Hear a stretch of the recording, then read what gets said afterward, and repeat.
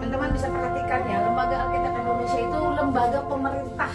Jadi kalau ada orang yang mengatakan LAI merusak, LAI menipu, LAI berbohong, itulah yang pendusta, itulah yang perusak, itulah yang pembohong. Teman-teman tadi bisa lihat bahkan kunjungan dari teman-teman yang tidak seakidah pun banyak. Nah, mari kita sudah tiba, kita isi dulu buku tamu. Ini buku tamunya 12 hari ini. 13, 1, 2, 4 Lina Wijaya official PRI.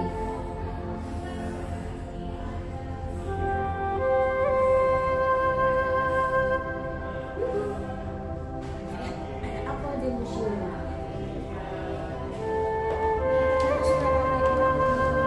Kita mau ke kiri atau ke kanan? Kita mulai ke sini.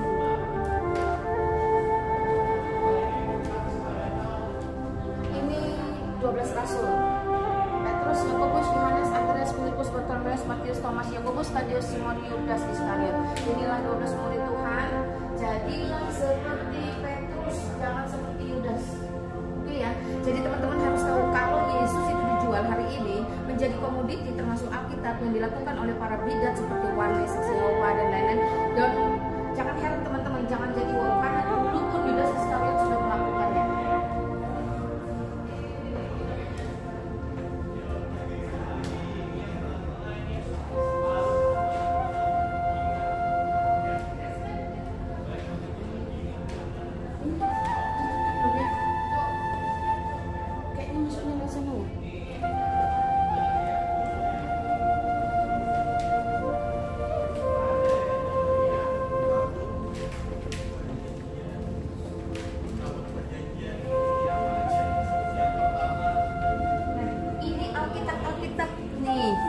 Batak Toba 1998 Aceh. Wah, puji Tuhan ya, sudah ada bahasa Aceh. Badia tuh Batak Karo, Mandailing. Wah, puji Tuhan, Sumatera Utara. Kita harus bersyukur ya, No Mention dikirim Tuhan ke Sumatera Utara.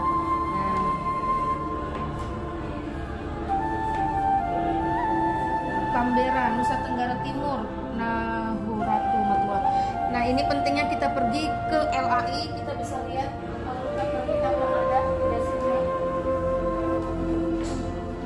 Nagasani apa ya? Sulawesi Tengah, teman-teman. Babilai. Waduh, puji Tuhan ya. Hebatnya, Kejadian pasal 11 sudah membuktikan kepada kita bahwa Allah yang hidup, Allah yang sejati, Allah yang kekal, itulah yang membuat bahasa dan aneka ragam logat bahasa untuk kemudian disiarkan ke seluruh bumi. Jadi Allah yang hidup, Allah yang bisa dikenal, bisa dipelajari, bisa dipahami melalui berbagai bahasa bangsa-bangsa dan bahasa suku-suku bangsa. Pertanyaannya, Allah model apa yang hanya bisa dijumpai, dipahami dengan satu bahasa? Silakan teman-teman jawab sendiri.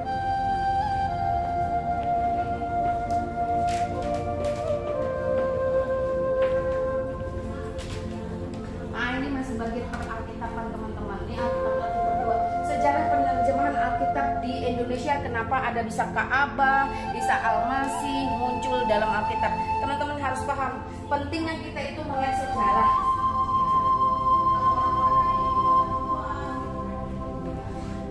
Wah, teman-teman, itu penerjemahnya tuh sama siapa lah itu, Pos Abineno. Teman-teman kalau mau lihat wajah-wajah yang berjasa ini pakai Tuhan. Wah, puji Tuhan ya.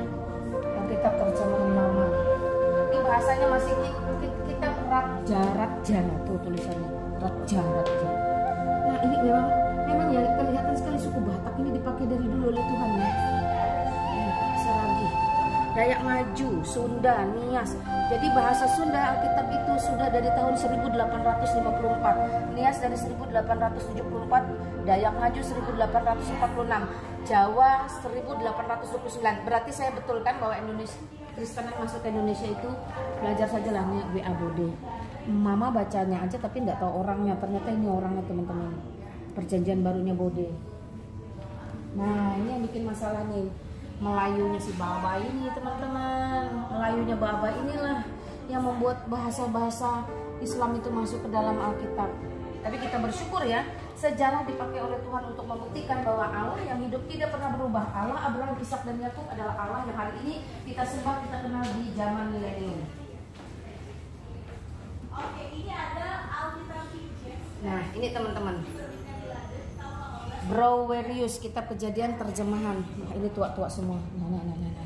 Nih, saya harap siapa tuh bisa baca tuh yang sok-sok Ibrani. Nah, itu. Saya sih nggak bisa.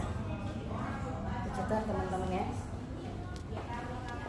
Kalau ada masjid kamu udangnya dia jual Alkitab tersebut.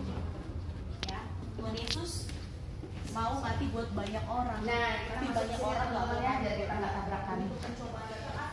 Kanonisasi Alkitab dimulai sejak kapan? Nah, inilah dia yang sampai hari ini dari Yahudi, Ortodok, Katolik, Protestan. Kita bisa lihat bagaimana sejarah itu membuktikan.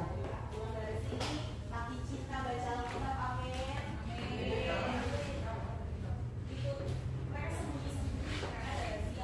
Sejarah komunikasi dan penulisannya. Jadi teman-teman, Alkitab bukan kitab yang gedebuk jatuh dari langit seperti diperkatakan orang-orang. Tetapi Alkitab itu dicatat, ditulis oleh lebih 40 orang dari berbagai latar belakang sejarah, budaya, waktu dan masa. Tapi teman-teman bisa lihat.